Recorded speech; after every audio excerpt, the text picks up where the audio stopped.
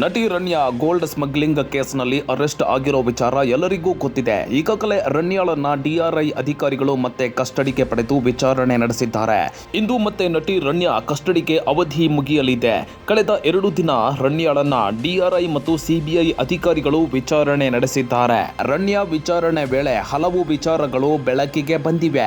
ನಟಿ ರಣ್ಯಾ ಕೆಜಿ ಗಟ್ಟಲೆ ಚಿನ್ನ ತಂದಿದ್ದು ಯಾಕೆ, ಏನು ಉದ್ದೇಶ, ಎಲ್ಲವನ್ನೂ ಡಿಆರ್ಐ ಅಧಿಕಾರಿಗಳು ಕಂಡುಕೊಂಡಿದ್ದಾರೆ.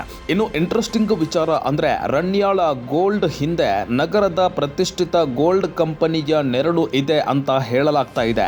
ಸದ್ಯ ಕಳೆದ 2-3 ವರ್ಷಗಳ ಹಿಂದೆ ಗೋಲ್ಡ್ ಪರ್ಚೇಸಿಂಗ್ ಕಂಪನಿ ತೆರೆದಿರೋ ಆ ಕಂಪನಿಗೆ ಈ ಗೋಲ್ಡ್ ಸಪ್ಲೈ ಆಗ್ತಾ ಇತ್ತು ಅಂತ ಹೇಳಲಾಗ್ತಾ ಇದೆ.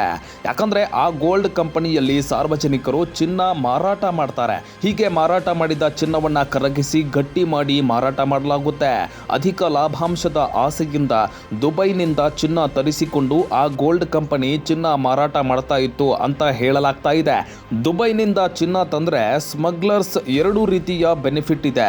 ಇದರಿಂದ ಕೆಜಿ ಚಿನ್ನಕ್ಕೆ 8ರಿಂದ 10 ಲಕ್ಷ ಕಡಿಮೆ ಆಗೋದರ ಜೊತೆಗೆ ಟ್ಯಾಕ್ಸ್ ಕಟ್ಟದೆ ಚಿನ್ನವನ್ನ ದೇಶಕ್ಕೆ ತರ್ತಾರೆ. ಇದು ಆ ಗೋಲ್ಡ್ ಕಂಪನಿಗೆ ವರದಾನವಾಗಿದೆ. ಇದೇ ಕಾರಣಕ್ಕೆ ರಣ್ಯಾಳನ್ನ ಬಳಸಿಕೊಂಡು ಆ ಗೋಲ್ಡ್ ಕಂಪನಿ ದುಬೈನಿಂದ ಚಿನ್ನವನ್ನ ಕಳ್ಳಸಾಗಣೆ ಮಾಡಿಸಿಕೊಳ್ತಾ ಇತ್ತು ಎನ್ನುವ ಅನುಮಾನ ಈಗ ಮೂಡಿದೆ.